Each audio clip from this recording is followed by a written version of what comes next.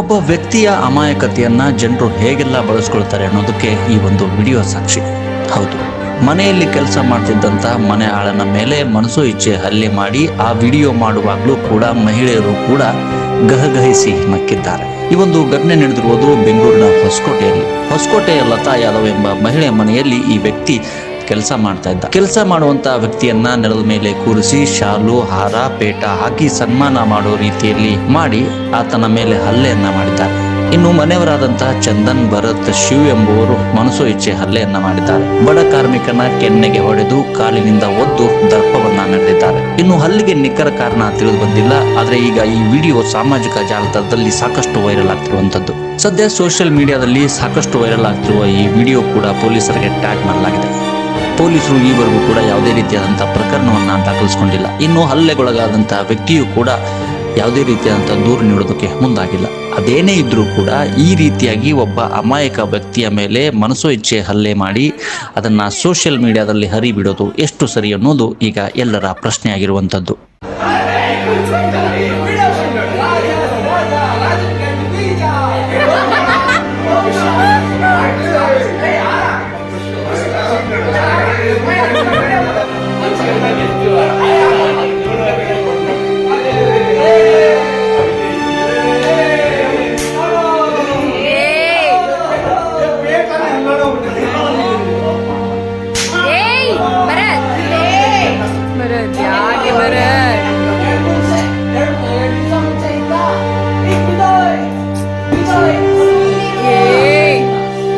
ಅವನು ಮನುಷ್ಯನೆಲ್ಲ ಬಿಡ್ರಪ್ಪ.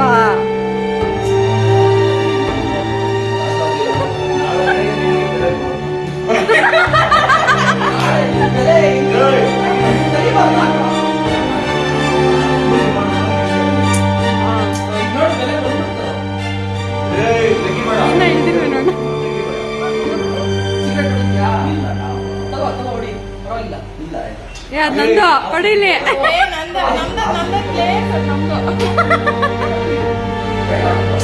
ಕೊಡೋ ಮರ್ಯಾದೆ. ಏಯ್ ಏಯ್ ಯಾವ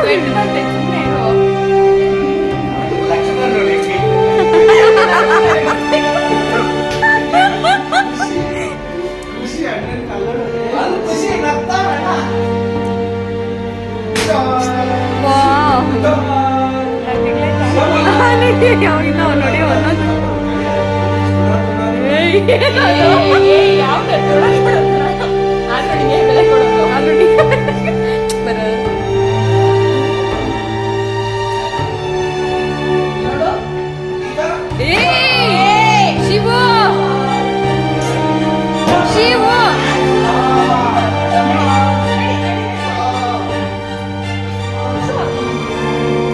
ಶೂ ಏನಕ್ಕೆ ಹಾಕೊಂಡ್ಬಂದಿರೋದು?